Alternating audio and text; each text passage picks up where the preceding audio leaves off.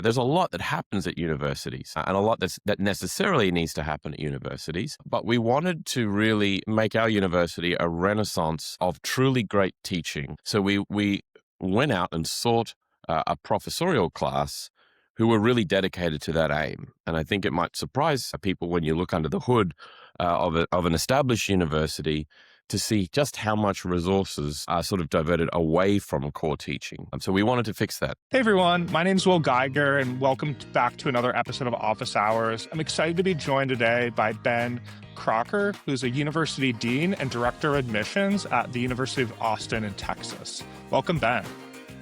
Thanks, Will. It's great to be here with you, and looking forward to filling in your audience a little bit on what we're doing at the University of Austin. Yeah, I guess I'd love to start out, for some students and parents who may not be familiar with University of Austin, would love, Ben, if you just want to intro yourself and, kind of a quick overview of the University of Austin. I know we'll be getting, into that a little bit more in the interview, but I think a high-level overview would be great. Sure. Well, look, the thing for me to know is I joined the university the first time that we ever taught students, and that was in the summer of 2022. And at that stage, we were not yet actually a university. We were a nonprofit with an intention to start a university. But the process of actually bringing something like this into the world, as you can imagine, takes a little bit of effort, takes a lot of time. Ordinarily, it might take up to 10 years from, idea to actually having your first class. And we tried to compress that into 3 years. If you look, the university announced just after the summer of 2022, when I first joined, we were doing short-term teaching programs. I then moved to Austin in 2023 to join the team full time, and we were increasingly doing, summer symposiums, short courses, things like that. But then it wasn't until September of 2024 that we had hit all the hurdles that we needed to, cleared all the hurdles we needed to in order to seat our first freshman class. And that was a very exciting day, September 1, 2024. The governor of Texas welcomed us into the Capitol. The students processed down Congress Avenue, which is the main thoroughfare in Austin, and then proceeded into a hotel ballroom, signed the college register, which we made thick because we're intending it to last for hundreds of years. That received a copy of Homer's Odyssey, which was the first book in their curriculum. And then we began our orientation and got going on classes. But I think the thing that you really want to understand about the University of Austin is that this was really, if not the first, then one of the first very, very substantive attempts to reform the operating system of American higher education. So we had a couple of goals. We had more than a couple of goals, but the big ones were we wanted fundamentally to reorient the university, the American university, towards what it has historically done very well, and that's teaching. There's a lot that happens at universities, and a lot that necessarily needs to happen at universities. But we wanted to really make our university a renaissance of truly great teaching. So we went out and sought a professorial class who were really dedicated to that aim. And I think it might surprise people when you look under the hood of an established university to see just how much resources are sort of diverted away from core teaching. So we wanted to fix that. The other thing that we wanted to fix was the broken financial model. People have been writing books for decades now asking the question, why does college cost so much? You are with an organization, Scholarships 360, which exists, in part because of that problem. And so we wanted to look at the things internally inside a university administration that had maybe, similar to the first aim, become divorced from the core activity and were costing us a lot of money, which ultimately, who ends up paying that bill? It's parents. Hmm. If not parents, even worse, it's young people just about to entered their professional lives were saddled with this horrible debt burden, which means the whole purpose of education, or one of the whole purposes of education, this social mobility that you might gain by working hard and doing well at school, is sort of destroyed by a debt burden right out of the gate. So we don't charge tuition. We never have, and we've made a commitment that we never will. And that is largely in service of that aim of reforming, um, the cost model of education and making sure that we don't bloat to spend money on things that are unnecessary. Um, the other thing I would say um, is more a national project. Dare I say, in some ways, an international project, but I would keep it within the confines of the United States for now, and that's that we see that the university has a special place uh, in serving the national interest and serving the national culture. Now, in particular, I might say that one of the uh, peculiar um, features of this country, and as you can hear from my voice, I'm a guest in it. I'm not wasn't born in America.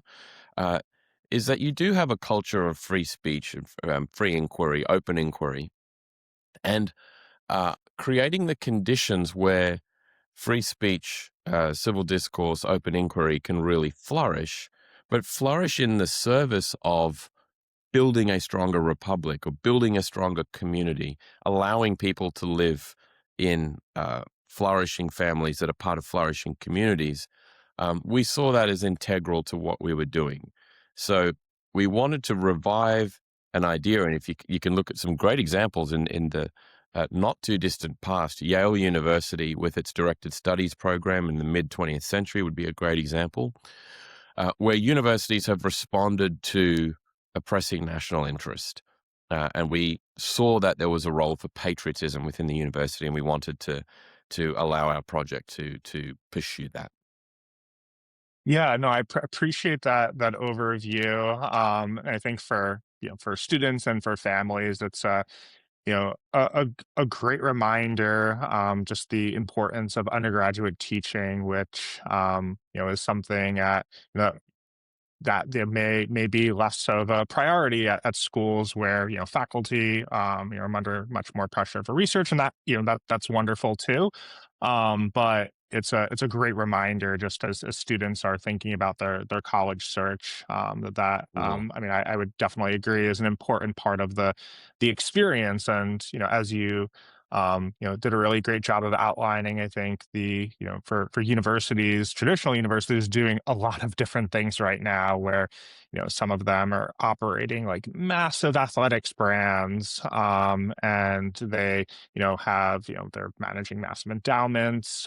They are running all different types of programs. They're very, very complicated organizations, and I think that has unfortunately come to the detriment of students and parents, both as consumers of this, increasingly expensive product, but also just as far as the kind of learning and growth that's happening within the classroom. And it makes a ton of sense, just that you're starting from scratch. You're doing the 0 to 1 playbook versus trying to reform an existing organization with all sorts of like entrenched ways of doing things.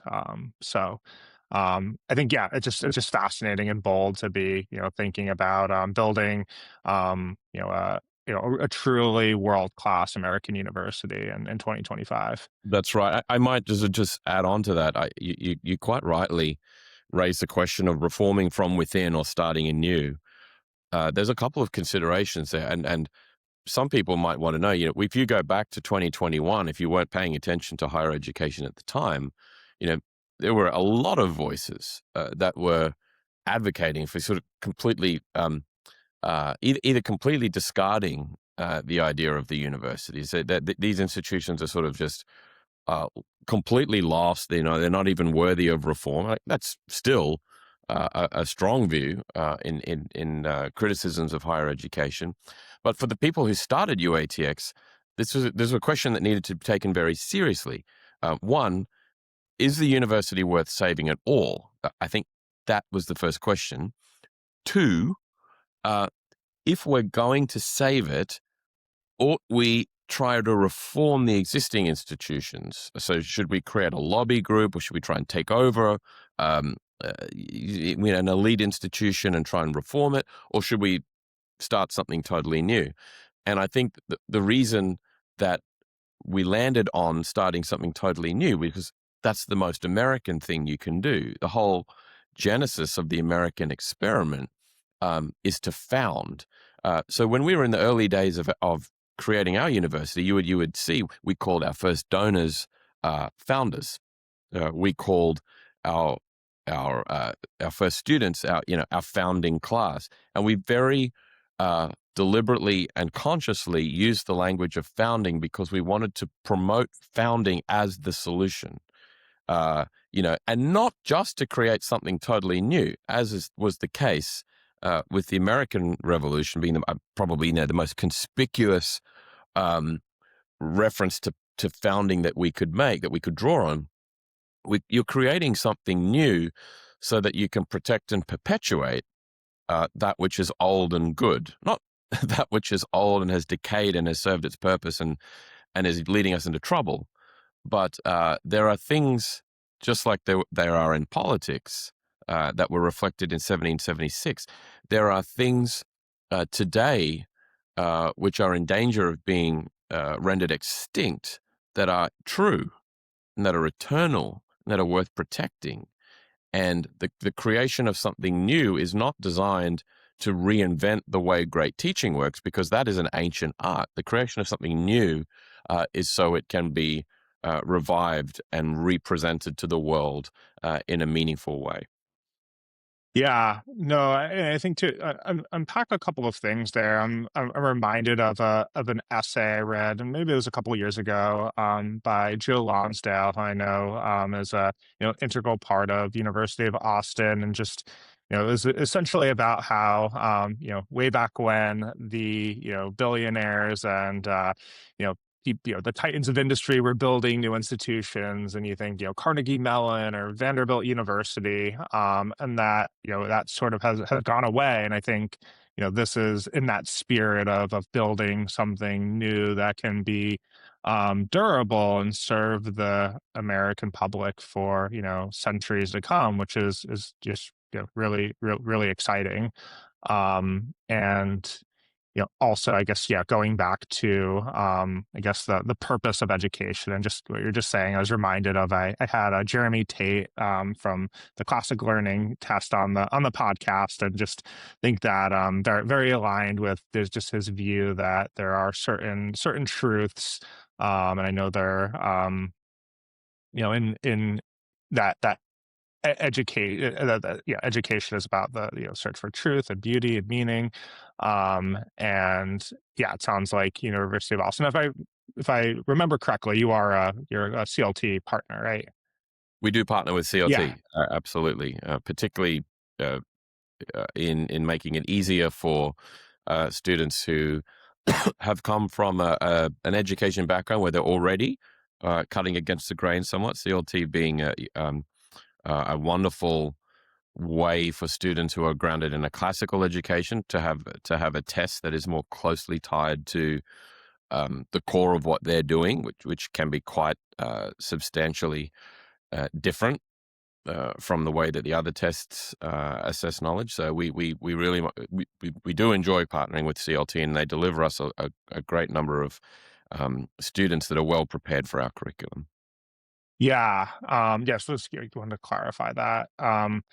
Well, I think for one of the things I love in an era when I believe differentiation will become more and more important among colleges and universities, I think, just I think and a lot of them I think would admit that they haven't done a Mm. great job of differentiating themselves. I think clearly, like, University of Austin is very comfortable saying, like, we are not for everyone.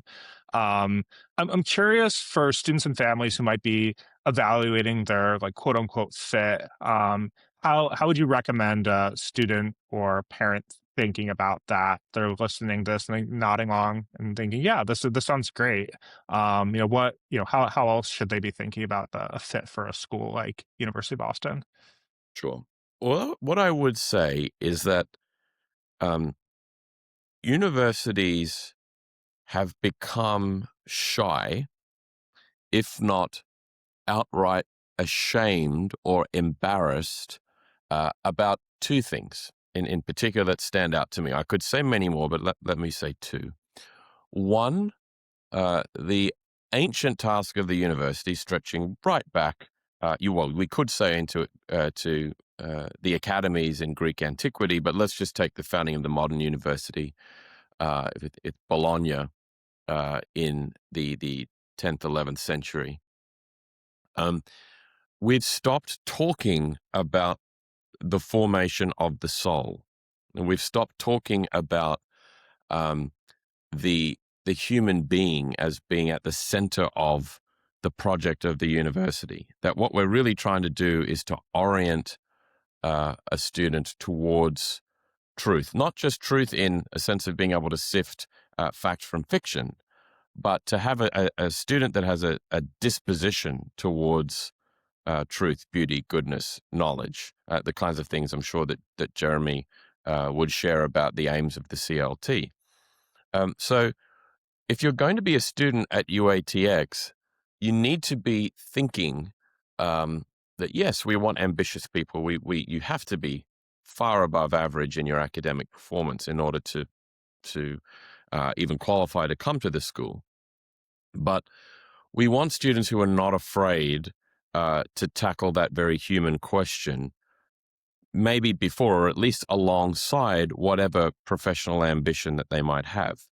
So if you're just coming to university with the express intention of getting, one particular job, and you're not really interested in developing who you are and why you want to do things in the world, then you may not fit in particularly well at UATX.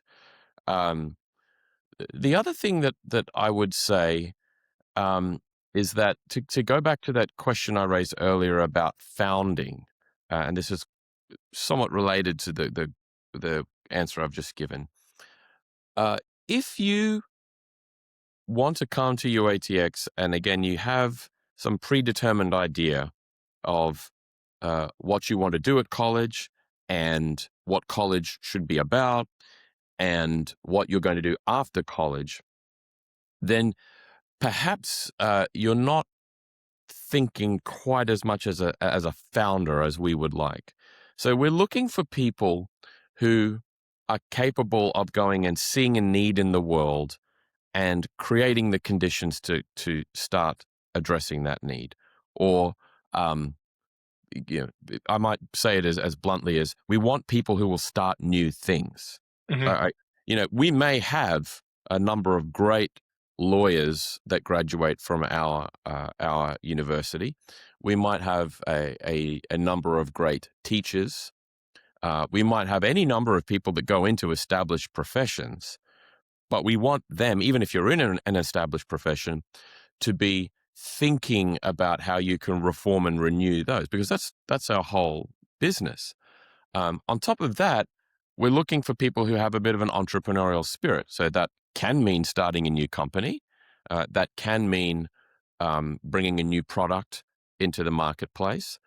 But it's really less about what you want to do in particular, and more about what is your general disposition. In other words, what I'm saying is it's sometimes cliche to say we're looking for leaders because everybody says we're looking for Mhm. leaders. Oh yeah, we are too, but we're looking for particular types of leaders, and those are leaders that will start new things and that will not be afraid uh, to see a need in the world and go out and boldly address it, rather than waiting for instructions from a boss, or even worse, from a society that tells them what they ought to do and how they ought to be. Yeah, no, I think that's a great summation. I guess to shift gears a little bit, Ben, I'm a former school counselor. I know parents can be very, especially for high achievers, can be very involved in their child's process. It strikes me that some very positive things about being a newer institution, but you don't necessarily have the hundreds of years of history that some other institutions that students might be considering have. And I'm just kind of curious how you handle skepticism from families who might be comfortable with more quote unquote traditional institution with longer history, and just how you might talk to them in those conversations. Sure. I can tell you what I do for everybody, including current students, and I ask them to look at what's actually happening. When what do I mean by that? I mean every university has marketing collateral. Every university has an image that it presents of itself to the world, and that's completely necessary if you want to attract students. But then I will keep asking questions like, well, what class is your student going to be in? When they're at that large state university, uh, let's say with 40,000 undergraduate students, do you know who their teachers are? Do you know what size their classes will be? Do you know the model of discussion that they use in the classroom, if there's any discussion at all? Do you know the percentage of time that they spend online? Um, do you know how many hours?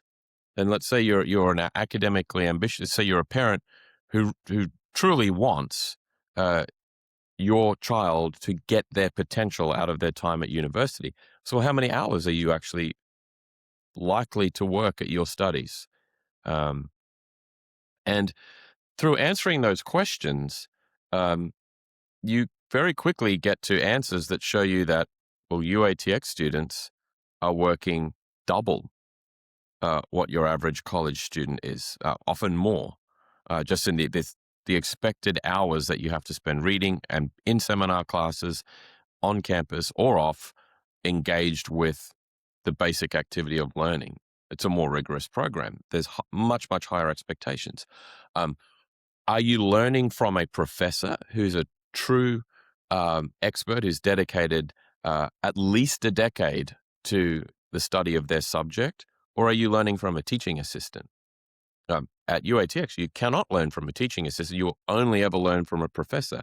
In that class with that professor, how much is that professor's time split between your student and everybody else? Is it with 250 students in a lecture hall? No, well, it will never be more uh, in almost all cases than 20 students in a class at UATX. In fact, a lot of the time it might be closer to 10, and you're discussing texts, um, in very close cooperation with one another. Um, then I might go into more practical things. Well, what is the bill that you're paying? Uh, no tuition means no free tuition means free tuition at UATX. So um, I ask people to look at what an education ought to be in its most ideal form. If you as a parent could really think about what's in the best interest of your student, in almost every case that I've ever dealt with, and I've spoken to hundreds, if not thousands of parents in the admissions process at UATX, when you compare the actual product that we have, all of the indicators are off the charts for quality at UATX, whereas in these other institutions, even very, very good ones, and ones that I think historically people like me would have been happy to work at and would have loved to pour our time and energy into, um, it's just not the case that they're offering value. Um, if you want to be crude and think about your child as your greatest investment, as you probably should. Yeah, no, I think those are yeah, really, really great series of questions for families to ask themselves. I think it's just a helpful part of the process, and just how you're, some of the things that may not be apparent sometimes through the marketing and through the, certain like visit programs, and just going a layer deeper, which will take a little bit of effort. But again, to your last point, if your child's your greatest investment, I think that's worth it. And it doesn't mean that we're not fun, by the way. Like, I mean, one of the great perks of starting something new is you can more or less just throw the students into the pool. We give them, ample funding, and student life is largely by their design. So, they don't they don't have to sort of choose from a predetermined set of activities that they have to join in. Now, we're too small to have football. Maybe in 100 years we will, but um, the social life, the sporting life, um, dare I say it, even in many cases, the spiritual life of the school, um, is something that is really determined by the students themselves. And so, alongside uh, all of the things I think parents might be most interested in, the freedom that the students have to determine their own existence at college is wonderful. Yeah, and I think an important point for students, just you are when you're choosing a college, you're choosing to be part of a community, and it seems very clear to me it's a self-selected group of students who are going to UATX, which for the right student is a wonderful, wonderful thing. Just as sounds like the student life and kind of the ethos of the university is very driven from the community of students and faculty members versus being something that is pre has been predetermined. um I'm curious, as part of part of the process of building the college is obviously building an admissions process. I'm just curious what's been the hardest part about that for you and the team. Sure. I This is an interesting question, because in many ways I would like to say that it's actually been an easy part, albeit one that has taken a lot of courage. And I recently did an interview on Fox News when I was actually there to talk about artificial intelligence. And the reason that admissions was raised was because in researching for that segment, uh, our team came across a statistic that at as many as 85% of college applicants um, are using AI to write college admissions essays and personal statements, and also to fill out the detail of their extracurriculars that go into what we call the black box of college education, of college admissions. And it's our view that that black box is a national scandal. Uh, what you have is a huge, we can't even call it a cottage industry. It's just an industry of professionals, vested interests, um, counselors, although not all of them are bad, um, companies, and then universities themselves, because they do take application fees in many cases, um, that uh, occupy a student's attention almost from the moment, and the better the student, the more the attention is, occupy the student from before they go into high school, in preparing for this ideal college application.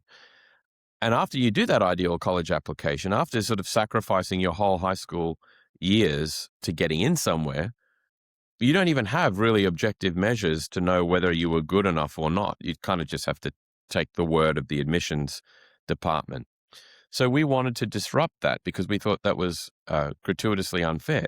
So we zeroed in on the metric, which all of the evidence shows is the best predictor of academic success for a college student, and that is a standardized test score. So your SAT or your ACT, or as we mentioned earlier, your CLT, the classic learning test, um, that is really with a couple of other uh, standard indicators and information that we need to collect. That is really all we're asking for people to apply to our university. So our application only takes 5 minutes to do. And I think at first blush, sometimes people think, well, that doesn't seem right. I mean, how can you build this great university if it only takes 5 minutes to do the application to get in? I say, absolutely. You know why? Because it didn't take you 5 minutes to be ready to go to UATX. It took you an entire high school and before career of working hard at your studies to get that score.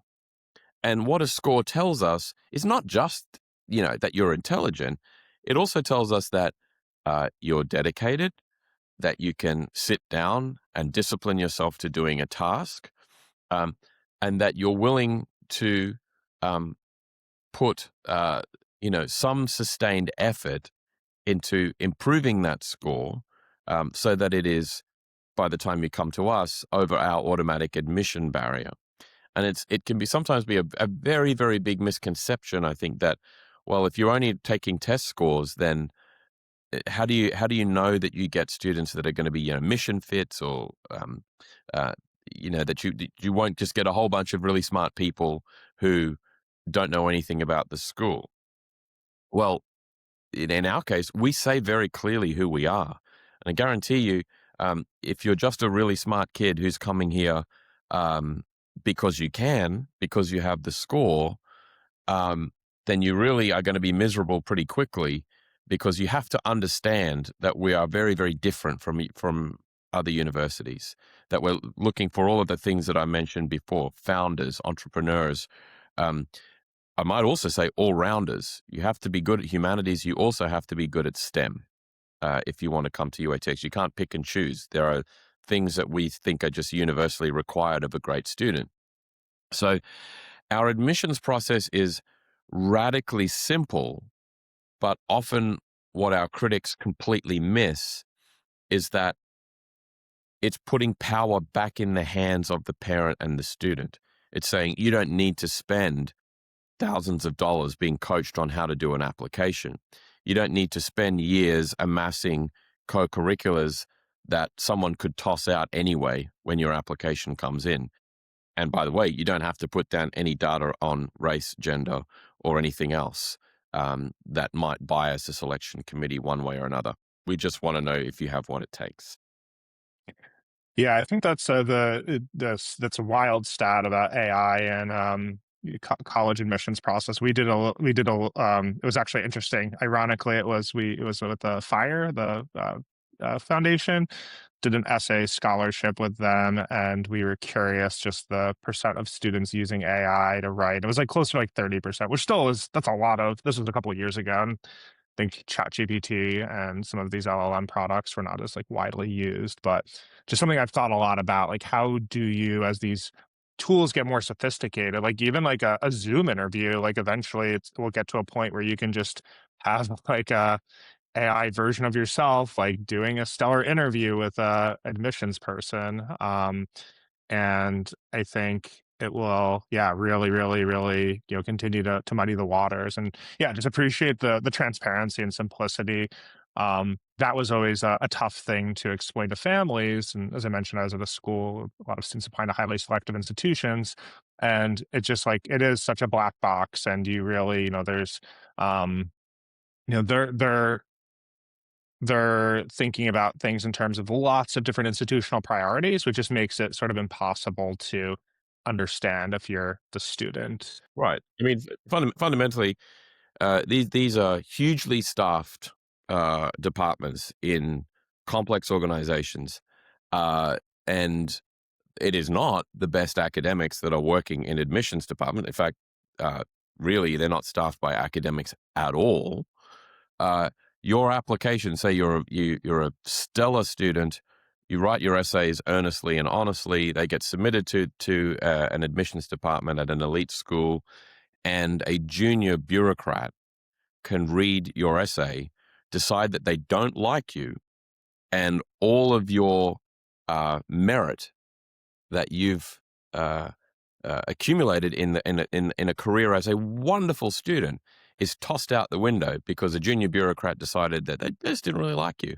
And maybe it's that simple a lot of the time. Maybe sometimes it is a little bit more complex, but you won't know because it's a black box. If your application comes across my desk, it doesn't matter if I like you or not. If you're good enough, I have to let you in. And that is a much more open, freer, and more honest way of doing business as a university. Yeah, in some ways, it reminds me. I worked with a few students over the years that applied to like Cambridge and Oxford. It reminds me of that process a little bit, maybe not like completely entirely, but that process I think is seemed for when American families I worked with seemed like very, it was not a holistic admissions process. It's very, very, very driven by scores, in specific, and I guess in the UK, your A levels. But just yeah, that strikes me as a little bit, more similar to that system. Yeah, that's very true. I think something, Will, that might help parents understand this is oftentimes that we have this sort of well, there's a sort of dichotomy, apparent dichotomy that if you're considering scores, you're not considering character, and that the score doesn't really say anything about character. So don't you need essays? Don't you need interviews in order to do that? The data does not bear that out at all. In fact, if you really want to get into the decision making behind, you know, why we came to this conclusion at UATX, um, test scores absolutely do tell you something about character. Not only do they map onto uh, your predictor of academic success, they also map pretty cleanly onto things like discipline and social issues in college. So a test score actually can tell us a lot more about a person than sometimes I think we want to admit. Maybe that makes some people feel uncomfortable, but we're not ashamed to say it at UATX. We do believe that yes, there are some kids that struggle to take tests, and that's unfortunate, and we can work with those people and sort of give them advice on how they might be able to improve so they can come to a place like this if they're really in that category. But we absolutely do believe that the test score can tell us something, um, not just about your academic performance, but about, do you have the resilience and the discipline to be part of an institution like this? Yeah, and I think just as we've seen with, aside from, the challenges assessing, essays and interviews, and as an admissions officer, I worked at a liberal arts college doing holistic admissions. It's really it's hard. It's very the essay you read first thing in the morning, fresh, first cup of coffee, is going to be read a little bit differently than the one you're reading at like 11 o'clock at night. And there's obviously the bias of the person reading, and I think there's ways that colleges are trying to mitigate that, but it is really hard and I think imperfect. But I think a other part of this is just the rampant grade inflation we've seen, where that just makes it just harder and harder to sort of assess achievement in the context of the classroom, which is tough. But I think for we look at the macro environment, and schools are bringing back tests. It's interesting. I've even talked to deans at less selective, essentially schools that are very access focused, that are admitting everyone, and they, a few of them told me that test optional was so difficult because that was just like a consistent good piece of data that would help them support their students better, which is really interesting. So it wasn't even about making a decision just because they let in pretty much everyone, but it was just about proper placement for classes, another objective piece of context to give to academic advisors just to help them, help these students navigate their college journey. So as we begin to wrap up, Ben, I want to just end with, I guess, two rapid fire questions, if that works. All right, cool. So number one, what do you think the biggest mistake that students make in the admissions process is? Look, I probably already covered it, Will. I think it's presenting an image of themselves that they think their universities want, rather than an image of themselves that is true to who they are. And in a way, that's not a mistake, right? Because they're just responding to what the market is telling them. But I always say to young people, uh, th- please resist the temptation to do that. Do not fill out an application um, telling the university what you think they want to hear from a prospective student. Because if you do that, number one, you cannot actually predict. Well, you can predict with some certainty, but on the real detail of who you are and what you're interested in, it's a little more difficult to predict who's going to be reading your application and why, unless you come to UATX. And as we've said, you're not going to have this problem at all. Um, So I would say be yourself in the application process. Even if you get rejected from schools, it will make you stronger, and it will orient you towards your education uh, in long term in a more meaningful way. Is what I would say. Um, I would also say it's you have a responsibility to understand your school or the school that you're applying for. Almost, I would say, more than the school has a responsibility to understand you. And so the black Mm. box sort of encourages you to think, well, I got to tell them all about me, and this is about me expressing all of this stuff that I think they want to hear. No, no, no, no. You need to understand precisely what is going on at the schools that you're applying for, and parents must help students with this because at 16, 17, 18 years of age, you do not yet have the resources, you don't have the experience in the world to effectively look under the hood of all of these universities in the way that maybe you should.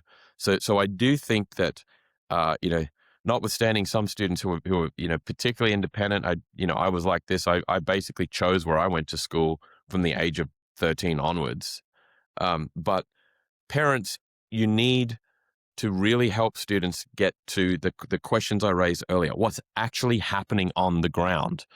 Because if you're just responding to a brand uh, and not actually looking at the reality of your lived experience at that school, you are always going to be shocked at what it's actually like once you get there, when you do get in.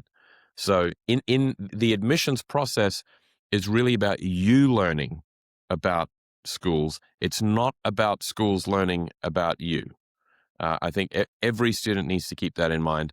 And I tell you what, Will, if more students did that, we would have a much happier higher education environment.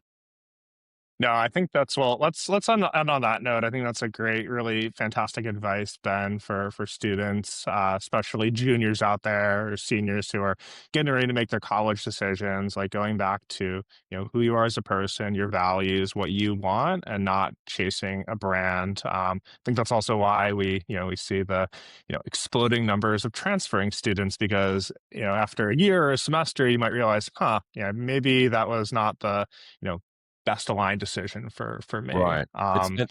That's also why we at UATX will, I mentioned earlier, we do see this as somewhat a national project. So we actually make, a version of our college experience accessible completely free of charge and take it around the country. So I've just come back from Washington, D.C. Next month, we're going to Phoenix. We'll go to California. We more or less cover the entire country with free programming for high school students, specifically to help them make that decision so that they can see, well, what is the Love teaching that. program?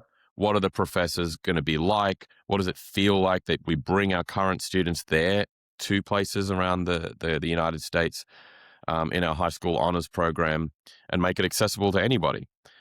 So that students can sort of be very, very well informed. I always like to say to our donors, um, our students are patriotic, they're well ordered, and they're very high information. So they do not come to UATX without really knowing what's going on. Yeah, that's well, we'll definitely be plugging that in the show notes and wonderful to hear just that commitment to access for students regardless of financial circumstance that they can get a taste and kind of see if this is something that could be a great fit for them. Well, thanks so much, Ben. This has been a really, really fun conversation. Really, I feel like I got to learn a lot. And I'm excited to share this with our student and parent community. So appreciate the time. My pleasure. Thanks for all the great Yeah. work you're doing, Will. It's a pleasure to be with you today, and looking forward to seeing anybody who's interested in joining our little rebellion at UATX. Yeah, wonderful. Thanks, Ben. Thanks, Will. Thanks everyone for tuning in to another episode of Office Hours with Will Geiger. If you're a student or parent, don't forget to check out app.scholarships360.org, where you can sign up for our free scholarship matching platform. For colleges, we've got solutions to make your work easier, which you can check out at connect.scholarships360.org.